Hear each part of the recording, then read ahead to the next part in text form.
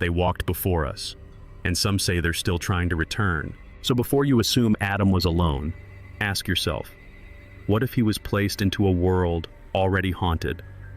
Coming up next, who were... Which will make sense why he was instructed not to leave the garden, and he was instructed not to eat the apple as well. To follow directions, obey, follow orders. Because there may have been something out there that God can protect you from. Dreams come true. I can grow without. Welcome back. And I told y'all wasn't going to want to miss the next one. Obviously, we can see what's about to happen right here, so we might as well not even have no intro. Let's get straight into the video, y'all. Let's get straight into the video. Let's find out. If it is something that you do like, make sure y'all hit that like button, subscribe, turn on hit the comments, talk about it a little bit more. I love to engage in those conversations in the comments. If you don't believe me, check out the other videos as well on my playlist on my channel. Oh, also, y'all, remember, inhale, exhale, and let out all of that negative energy. Breathe. What if Adam wasn't the first? What if the Garden of Eden was not the beginning, but the aftermath of something catastrophic? And what if the Bible, the book you thought you knew, is still hiding a cosmic secret in its very first line? In Genesis 1:1 it says, "In the beginning God created the heavens and the earth." But in the very next verse, "The earth was without form and void, and darkness was over the face of the deep." That's not creation. That's aftermath. The Hebrew calls it tohu vabohu, a phrase used elsewhere in Scripture, only when God is bringing judgment. So here's the question nobody's asking. What was judged before Adam was even made? Job 38 says that when God laid the foundations of the earth, the morning stars sang together and all the sons of God shouted for joy. But Adam wasn't created yet. So who were these sons of God and what were they witnessing? Could there have been a world before this world, a civilization before Adam, a war before Eden? What if the serpent in the garden wasn't an intruder, but a survivor? This is the forgotten story, the erased history, the beginning before the beginning. And it all starts not in Genesis 1:1, but in the space between two verses, a space where something divine fell and something ancient died. Welcome to Echoes of the Nazarene, where we unlock the scriptures like they're sealed scrolls where forgotten history, prophetic mystery, and divine revelation meet. If you've ever sensed there's more beneath the pages, you're right. There is. And we're going to find it. So subscribe, share this journey, and get ready to see the Bible like never before. Because once you know what existed before Adam, you'll never read Genesis the same way again. Chapter 1. The Gap in Genesis. In the beginning, God created the heavens and the earth, but the next sentence shatters the rhythm, and the earth was without form and void. Wait, what happened between verse 1 and verse 2? In the original Hebrew, Genesis 1:2 reads, Veha aretz hayata tohu vabohu, and the earth became formless and void. That phrase, tohu vabohu, doesn't mean raw potential or creative blank slate. It's a phrase used only a few times in all of Scripture, and every time it signals judgment. Isaiah 34 uses it to describe a land destroyed by wrath. Jeremiah 4 uses it for a city reduced to ashes. Tohu vabohu doesn't describe the start of creation. It describes the aftermath of desolation. So the real question isn't what did God create in Genesis 1:1, it's what happened. That left the earth in ruins. This is where the gap theory begins. A growing number of biblical scholars, including early church fathers, Jewish mystics, and modern theologians, have suggested that between Genesis 1:1 and 1:2, there was a gap, not just in grammar, but in cosmic history, a time before Adam, a world that existed and was judged. God doesn't create chaos, He judges into it, because Scripture says God is not the author of confusion, 1 Corinthians 14:33. And yet in verse 2, we find confusion, darkness, and void. This raises an uncomfortable possibility. Genesis doesn't start with creation. It starts with divine aftermath, a buried rebellion, a lost war. One ancient Jewish tradition found in early Midrashic texts claims that God created multiple worlds before this one and destroyed them. Why? Because they were corrupted, inhabited by rebellious spiritual beings. He created worlds and destroyed them, until he created this one and declared it good. Bereshit Rabbah 3:7. Could it be that the chaos of Genesis 1:2 is not a blank canvas, but the ruins of a previous creation? And if so, what caused that destruction? Some early church fathers like Origen and Augustine speculated that it might be the fall of Lucifer, the original rebellion in heaven, a cosmic war that spilled into the visible world, leaving behind devastation and a darkened earth. The book of Ezekiel speaks of a glorious being. You were in Eden, the garden of God, blameless until wickedness was found in you. Ezekiel 28:13-15. But how was he in Eden before Adam? Something doesn't add up, unless Eden, the first Eden, existed before Adam, unless the fall of that angelic prince predates the fall of man. What if the true origin of Earth's chaos wasn't a natural event, but a supernatural judgment? If that's true, then Adam was not the beginning, he was the restart. He was not made into an empty world, he was planted in the ashes of one, and suddenly the narrative shifts. Genesis becomes not just a beginning, but a redemption story from its very first breath. But who were these beings that came before Adam, and what role did they play in Earth's forgotten past? Get ready, because in the next chapter we meet the ones Scripture calls the sons of God, and they were there before the foundations of the world. Chapter 2. Before Adam, who roamed the earth. When the morning stars sang together and all the sons of God shouted for joy. Job 38:7. But wait. If Adam was the first man, then who were the sons of God already rejoicing at the creation of the earth? This verse, hidden in plain sight in the book of Job, exposes a crack in our timeline. Before Eden was planted, before dust became flesh, there were others. They were watching, and they were rejoicing. These sons of God, Bene Ha-Elohim in Hebrew, appear not only in Job, but in Genesis 6, the Psalms, and the book of Daniel. They are not metaphor. They are not mythology. They are heavenly beings, angelic, radiant, ancient. But some of them did not remain loyal. The ancient book of Enoch, a text respected by early Jews and quoted in the New Testament, tells of a group called the Watchers. Originally sent by God to observe and guard the earth, they were heavenly stewards, not demons, not fallen, but trusted sentinels. But something changed. Enoch names them, describes them. 200 of them, led by a chief named Semjaza, descended onto Mount Hermon, and there they broke the boundary between the divine and the human. They saw the daughters of men, and they took them as wives, and they taught them secrets, forbidden knowledge that had never been meant for mortals. From this union came something unnatural, not angel, not man, but giants called the Nephilim. And it all began with a betrayal. They were not myth, they were rebels with heaven's DNA. The Watchers weren't monsters to begin with. They were holy, ordained, but they abandoned their posts. What began as guardianship became obsession. What began as loyalty turned into lust. And here's the twist. The term Watcher implies surveillance, protection, and judgment. They were not simply passive observers. They had authority. They had mandates, which means the world before Adam wasn't simply empty. It was under management. Beings walked the earth before mankind, intelligent, powerful, and some fell. Some scholars believe that these Watchers may have been connected to the chaos described in Genesis 1:2, that their rebellion helped trigger the devastation that led to a void-darkened earth.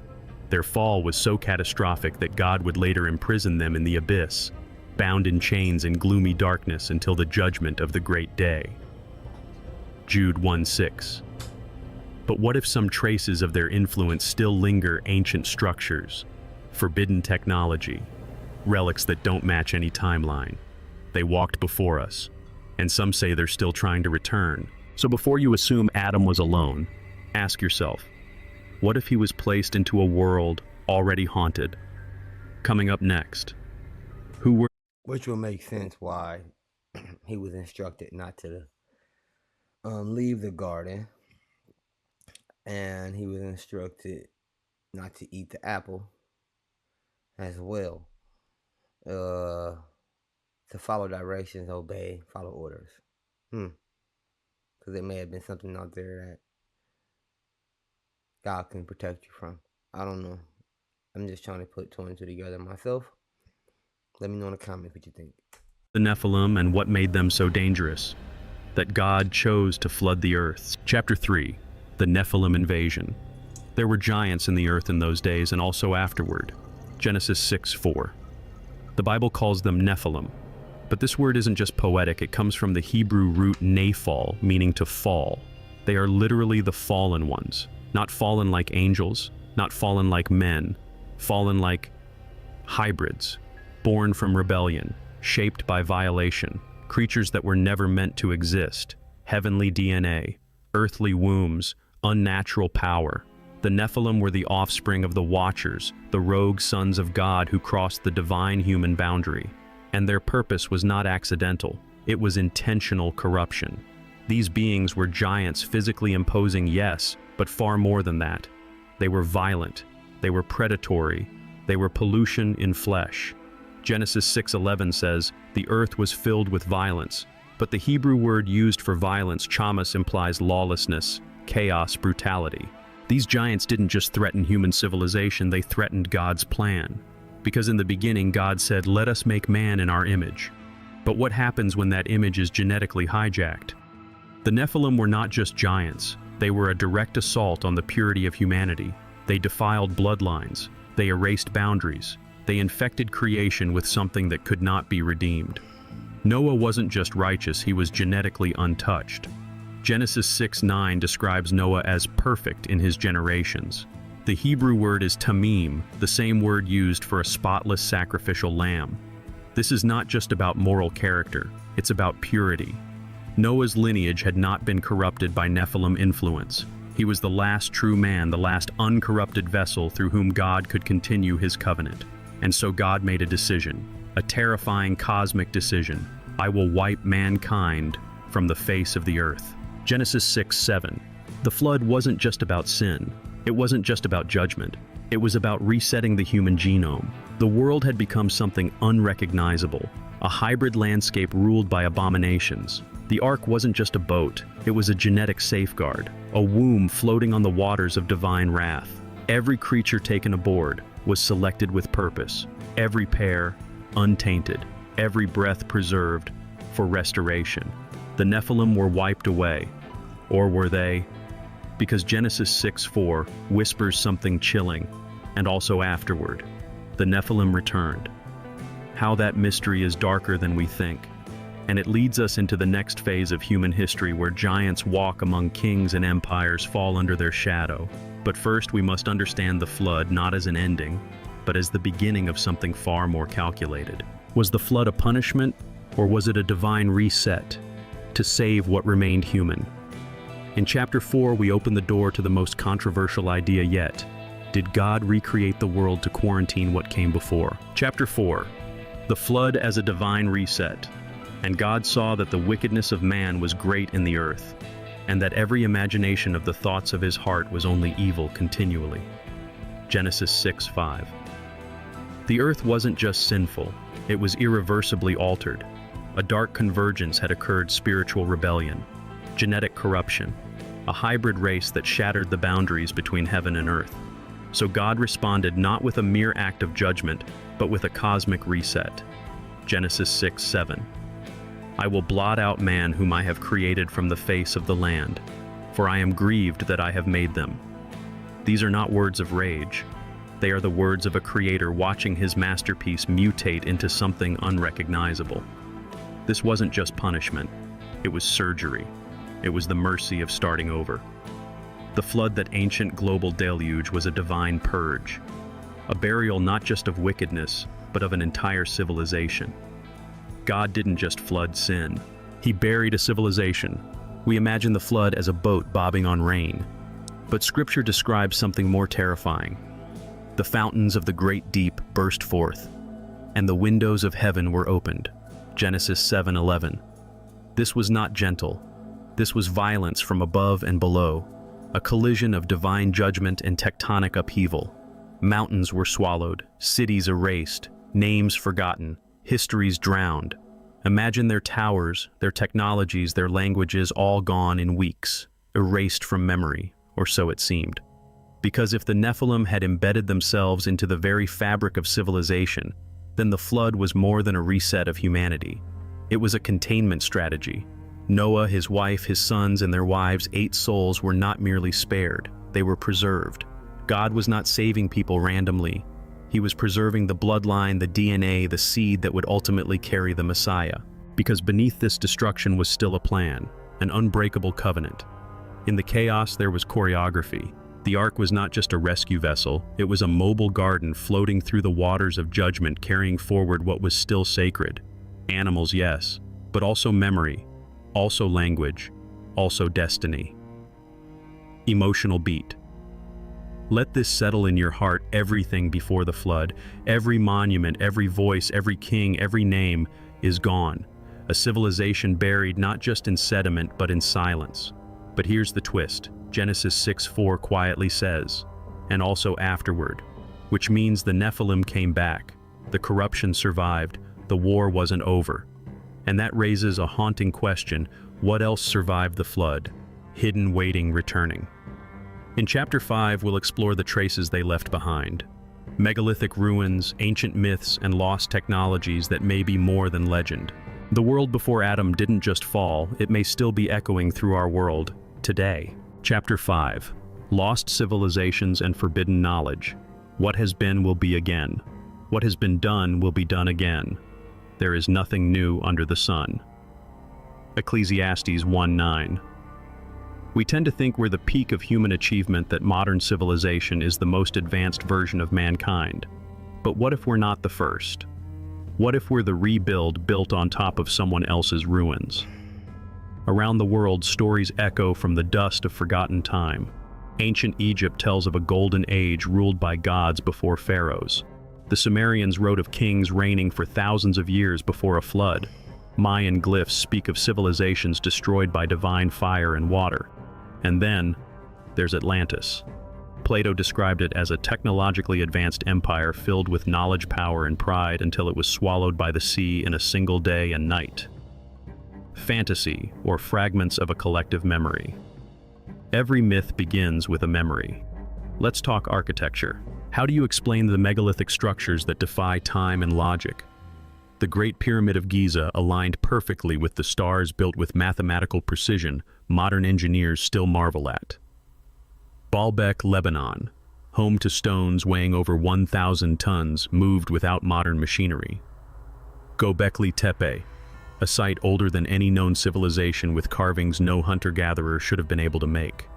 These aren't scattered anomalies. They're the bones of something older and greater. The Bible doesn't record these civilizations in detail, but it does whisper their traces. Genesis 6:4 says the Nephilim were in the earth in those days, and also afterward. That phrase, "and also afterward," is the key. It suggests survival, persistence, a remnant of that hybrid world, carried through the flood and embedded into post-Diluvian memory. What we call mythology may be the traumatized recollections of survivors, stories reshaped over centuries into tales of gods, titans, and monsters. But maybe they weren't gods. Maybe they were the Nephilim in armor on thrones, worshipped by men too afraid to resist. And maybe their technology wasn't magic, but forbidden knowledge passed down from the Watchers. The Book of Enoch says they taught men metallurgy, weaponry, enchantments, astronomy, things far beyond the age of stone. And what about Eden? If these ancient ruins are echoes of pre-flood brilliance, then where is Eden in all this? Could Eden have been the center of this first world, the original seat of divine human interaction now erased or sealed? Could the longing in every ancient myth for a lost paradise be a fractured memory of the garden mankind was cast out from? And if so, we must ask, did God bury Eden, or did he protect it? Is it hidden from history or hidden from the unholy? In Chapter 6, we descend deeper into the fall of Lucifer himself and the cosmic war that may have triggered the ruin of that forgotten world. Because before man fell in Eden, another being fell from heaven, and the shockwaves never stopped. Chapter 6. The Fall of Lucifer. Before Adam ever opened his eyes, before Eden bloomed, before the serpent slithered through the trees, Right. he had already fallen. How you are fallen from heaven, O Lucifer, son of the morning. Isaiah 14:12. Lucifer's fall was not a garden story. It was a celestial rebellion, a cosmic insurrection that shattered the harmony of heaven itself. He was once glorious. Ezekiel 28 paints the portrait. You were the seal of perfection, full of wisdom and perfect in beauty. You were in Eden, the garden of God. You were anointed as a guardian cherub. But Eden here is not the Eden of Adam. This is a heavenly Eden, the throne space of God, a realm of radiant stones and burning holiness. Lucifer wasn't created evil. He was majestic, exalted, a worship leader among the heavenly host. But pride fermented in his heart. I will ascend above the heights of the clouds. I will make myself like the Most High. Isaiah 14:14. He didn't want to serve. He wanted to rule, and so war broke out. And there was war in heaven. Michael and his angels fought against the dragon. Revelation 12:7. The serpent didn't sneak in. He had already fallen. He was not an invader in Eden. He was an exile cast down to earth, with fury bringing with him a third of the stars, a third of the angelic host. But woe to the earth and the sea, because the devil has gone down to you. Revelation 12:12. Earth was not his target. Earth was his prison. But here's the twist. Some scholars and ancient commentators believe that Lucifer ruled a kingdom before Adam, a pre-Adamic world over which he had dominion, until his rebellion corrupted it and brought judgment. This aligns with the mysterious chaos of Genesis 1:2. The earth became formless and void. If Lucifer was cast down before man was made, what did he fall into? Some propose that the chaotic wasteland of Genesis 1:2 was the shattered remains of Lucifer's failed dominion, a kingdom reduced to rubble, a throne buried in darkness. This explains why the serpent had such confidence, such cunning, such ancient knowledge. He wasn't guessing. He knew what was at stake. He had once stood near God's throne. Now he slithered near man's. Lucifer's goal wasn't just to deceive Adam and Eve, it was to reclaim access to what he lost through the very creatures made in the image of the one who cast him down. Every temptation in Eden was retaliation. Every whisper from the serpent carried centuries of bitterness. But why was he allowed to remain on earth? Why didn't God destroy him immediately? Because the war wasn't over. It was transferred to a new battlefield, humanity. And the question now becomes, was Adam placed in Eden to rule the earth, or to finish the war? Lucifer started. In chapter 7, we discover the shocking truth. Adam wasn't the beginning, he was the countermeasure. Chapter 7, Adam. Not the first, but the next. Then the Lord God formed the man of dust from the ground and breathed into his nostrils the breath of life. Genesis 2:7. The image is intimate, sacred, God shaping man from the dust with his own hands. But pause and ask, what kind of dust? Was it clean? Pure, untouched? No. The dust came from an earth that had already seen darkness, an earth that had already been judged. Genesis 3:17 tells us plainly, cursed is the ground because of you. But could it be that the curse was not introduced in Genesis 3 but revealed, that the very ground Adam was formed from had already tasted rebellion? Adam wasn't shaped in a sterile world. He was born into the aftermath of something ancient and divine. He wasn't the first human being. He was the first chosen one. Romans 5:14 calls Adam a type of the one to come, a shadow, a forerunner, not the beginning, but the preview of redemption. God didn't start over with Adam. He started a rescue. God didn't start over with Adam. He started redemption. Everything about Adam's creation is different. Unlike other creatures who were called into being with words, Adam was shaped, breathed into, touched. Why? Pause. Because Adam wasn't just meant to exist. He was meant to carry purpose, to bear the image of God in a realm that had been violated by false thrones and fallen angels. Adam was divine strategy in dust, a new line, not hybrid, not corrupted, pure, intentional, and spirit-filled. He was placed in Eden, a sacred garden, yes, but also a boundary line between heaven's order and the echoes of a ruined world. He was given dominion not over chaos but over restoration. His assignment was not just stewardship, it was spiritual occupation. To multiply, to govern, and to guard. Guard from what, from whom, from what had already fallen, from who had already been cast down, from the whispers in the trees that did not come from the Creator. Adam was not naive, he was commissioned, placed in Eden to establish heaven's will on earth that remembered war. But he failed. The serpent deceived. The man ate, and once again dust returned to dust. Yet God did not abandon the plan. Because Adam was not the goal, he was the first stone in a foundation that pointed forward, to a second Adam, a better Adam, an incorruptible one. The first man, Adam, became a living being. The last Adam became a life-giving spirit. So far, y'all, this has been a very interesting video. I truly believe that the things that we see in movies and books are true. They've just been shaped and formed in a way to make you want to watch it as entertainment. In the movie or the TV show Game of Thrones or House of Dragons, there were a secret civilization of people that had no longer ruled dominion over the world. These people had ran the whole world, but no longer had dominion over it. Right? They no longer ran it. They also could control dragons. That is the point where I'm taking all of this. Now, the dragon is a lizard.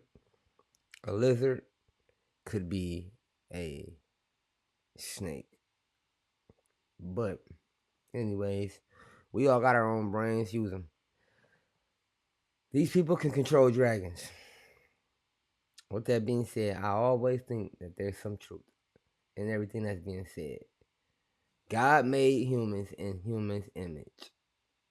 There are certain bloodlines that are more connected with God than other bloodlines. And with that being said, if that snake or that Lucifer or that reptile was created by God, and God can smite that snake anytime he wants to, but chooses to allow it to live, what else does that say about the rest of the story? There is a human being or a race of people that can control. Matter of fact, y'all ever seen the movie Dr. Doolittle? Matter of fact, let's get back to the video. Corinthians 15:45. Adam wasn't the origin, he was the template, and everything that followed pointed toward the final prototype. If Adam was the beginning of redemption, Jesus was the fulfillment, and the war finally turned. Chapter 8, Christ, the last Adam. The first man, Adam, became a living being. The last Adam became a life-giving spirit. 1 Corinthians 15:45. Adam was the beginning of mankind, but he wasn't the end of the story. His failure introduced death. But death would not have the final word. Where Adam fell, Christ would stand. The Bible doesn't call Jesus a second Adam. It calls him the last Adam. Why? Because he wouldn't just repeat the pattern. He came to close it. To redeem not only what Adam lost in Eden, but what creation lost before Eden ever bloomed. Jesus came into a world still reeling from a cosmic fracture where the echoes of the Nephilim, the Watchers, and the serpent still infected the air. He came not only for men, but for the entire creation groaning to be set free. Romans 8:22. Adam was formed from the dust, but Christ stepped down from glory. Adam received breath. Christ was the breath of life. Adam hid in shame. Christ walked boldly toward the cross. Adam blamed. Christ bore. Adam unleashed a curse. Christ became a curse so we could be free. What Adam failed to guard, Christ came to reclaim. He didn't just come to save souls. He came to reclaim the garden, to restore the communion that once existed between God and man, and even more, to restore creation to its intended destiny.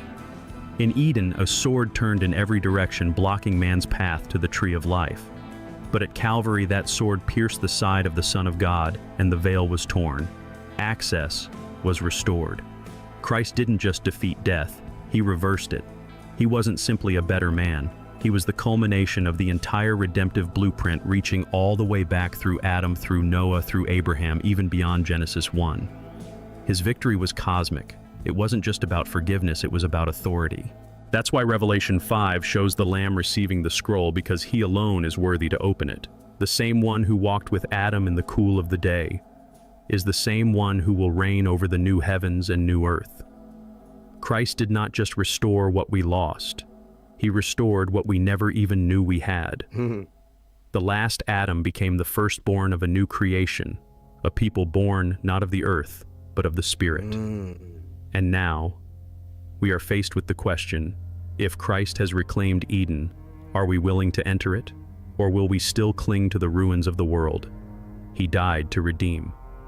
In chapter 9, we go further, the forgotten war and your role in it. Because you weren't born into peace. You were... Look at that picture. A lot of these images right now, we looking at our AI.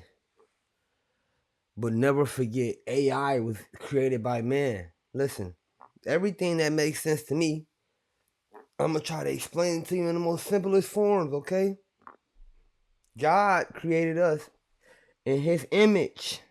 We created AI in ours. Every image we see was created by AI. AI learns from humans. There's a lot of research out there that is hidden from humans, but the AI has access to that information. AI is not our worst enemy, and AI is not our best friend. We are looking at the opportunity right now where God is looking down, and the way we're looking at AI right now, like, what are we going to do with you? Because you're useful, you're beneficial, and we love you. But we understand that you can cause a lot of chaos and corruptness. So anyways, this image right here shows what I would like to call some Tartarian stuff. But yeah, that's another rabbit hole we can go on another day. Yeah, we all see it. Obviously, these images are not the same, but it is quite interesting. Because look, I'm going to say this. This image may not be real, but the reality of it is this. AI had to create something from a thought process from somewhere. A thought from somewhere. There are structures in our world that once looked like the one on the right that now look like on the left. This is not actually a real structure that we can actually pull up to and find, but there are ancient ruins of ancient civilizations that we can pull up on right now, walk to, drive to, fly to, that once looked like the image on the right, but now looks like the image on the left. Or the opposite. Take it how you want to take it. I never said I was a genius. I just said, I get it. I understand where you're coming from. Do you understand where I'm coming from? If you do, hit the like button. Let's go ahead and finish this video off strong, y'all. And make sure y'all drop something in the comments. That's the only way I know that we can continue making videos like this and continue these conversations. Because I like having them. Born into a cosmic conflict that only Christ could win, but one you're still called to finish. Chapter 9. The Forgotten War. The Eternal Call. You weren't born in peacetime, you were born in the final chapter. The war that began before Adam. The rebellion that shattered heaven's harmony. The corruption that spread from angelic betrayal to human bloodline has never truly ended. It's still unfolding, and you are in it. This is the war no government reports, no news anchor covers. But it is more real than any battlefield because it's eternal. Ephesians 6 tells us clearly, for we do not wrestle against flesh and blood, but against rulers, against authorities, against cosmic powers over this present darkness. Wow. The enemy is not merely ideology, culture, or chaos. It is ancient, intelligent, intentional. And it remembers Eden. It remembers what was lost. It remembers what was sealed. And it fears what's coming. Because through Christ, the war turned. But through you, the war continues. The cross broke the curse, but the church enforces the victory. We are not passive observers. We are co-heirs, co-warriors, co-laborers in a kingdom that is advancing, not retreating. You are not here by accident. You were born into a story older than time, and written by the very breath of God. From Genesis to Revelation, the Bible is not just a collection of moral lessons. It is the chronicle of a war for worship, a war for dominion, a war for your soul. You don't need to understand everything to be part of it. You just need to respond. Because while Eden has been lost to sight, it has not been lost to God. The tree of life still stands, not in a garden, but in a city. A new Jerusalem descending from heaven, where the curse is no more and the gates are never shut. Revelation 22 promises, "Blessed are those who wash their robes that they may have the right to the tree of life." And that includes you. You may feel broken. You may feel far from holy wars and angelic dramas, but you are part of it nonetheless. Because every choice, every allegiance, every prayer echoes in eternity. The same voice that called Adam from the dust now calls you into destiny. You were not meant to just survive history. You were meant to fulfill prophecy. So rise, stand, repent, believe, and walk the ancient path toward the garden that once was, and the kingdom that soon will be. You may not see Eden, but you are invited into its eternal restoration. In the final chapter, you are not just a reader. You are being written into the story. And that leads us to the last message, not about angels or ruins or timelines, but about you, your role in this ancient story. Because the question now isn't what happened before Adam, it's what you will do after hearing the truth. You've heard the story not just of Adam, but of what came before him. You've walked through forgotten worlds, watched angels fall, witnessed giants rise, and seen a garden lost. But now the focus turns to you. Because no matter how ancient the war, no matter how distant the Eden, the invitation is present and personal. You were not created for chaos. You were chosen for restoration. You are not just a descendant of Adam. You are the object of Christ's redemption, the one he bled for, the one he still calls. The war that began in heaven and raged through history is now being written in your life. And your choice is not about religion. It's about alignment, about who you trust, about what story you live in. So choose salvation. Not because time is short, but because your life is sacred. You may be older, you may carry scars. But Eden wasn't a reward for the perfect. It was a dwelling place for the willing. God erased a world to write yours. You are not too late. If you're still breathing, you're still part of the plan. And that's why it's important for y'all to always remember to breathe. Okay, y'all? Keep that in mind. Before Adam, there was something else. Okay. A world so the I Bible only apologize. whispers of a... I tried to get that to cut off faster than what it was. But apparently there's more we need to watch. So make sure you hit that like button, comment, and subscribe. Turn the notification bell on. That way, the next one of these videos I post, you can catch up on it and we can watch it together. If I haven't been here in a while, it's just because I started my first job that I hadn't worked in a long time last week, and I needed a little break. I'm drinking alcohol. I'm breaking. I'm sleeping a little bit more than what I normally do. I'm sleeping through the night, turning the fan on. I'm doing all of the old things that I used to do. Getting more comfortable with my situation because I have been fighting a spiritual battle myself as well. The old me and the new me are at war.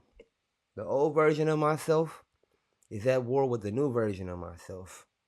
And the fight has been carrying on every day, mentally, emotionally, physically, and not financially, because that's something that we made as men, not God. But the spirit always is a real thing. I do think that this story is good. If y'all like to know more about me, let me know that as well. I like to post more videos on here where I don't have to, always do a reaction and show y'all something. So just let that be known as well. I'm looking at this right now. This man, he was talking. I'm looking at the video behind the talk. It looked quite interesting.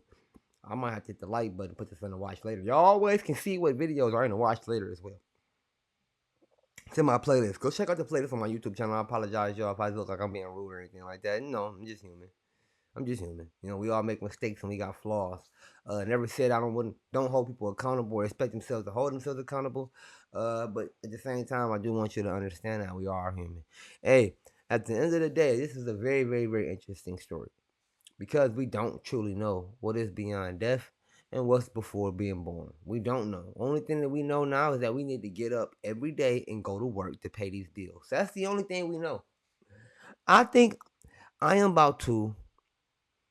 Listen, y'all. If it wasn't for my YouTube subscribers, I wouldn't even be the man that I am today. Y'all are helping me find out what my true purpose is. And shout out to y'all. Because it seems biased, but it's not. We all have been pushed to believe one thing and one thing only. And that is race. And it's not true. There's something more going on out here that we don't even understand. Energy is a real thing. I can walk outside of my room right now. My room will still hold energy in it. I like science too. I love history. I love religion. And I love you. If you love me as much as I love all of those things, or at least a smidget of it, just be sure that like button so my message can reach millions of people. It is time for everyone to wake up and fight back. We can save ourselves. And watching videos like this brings more enlightenment to the more human mind that you have. That you're doing things for the right reasons, but you're doing them under somebody else's corrupt occupation. Corrupt occupation. And they know. The corrupt also knows that good is good and bad is bad. I thought it was interesting because we have heard about buildings already being here and people just taking claim to them. We know that all human beings come from the darker, melanated skin people. We found dinosaurs. I can show the whole reason why I'm even watching this is because I wanted to lead off into another segment of my video where we talk about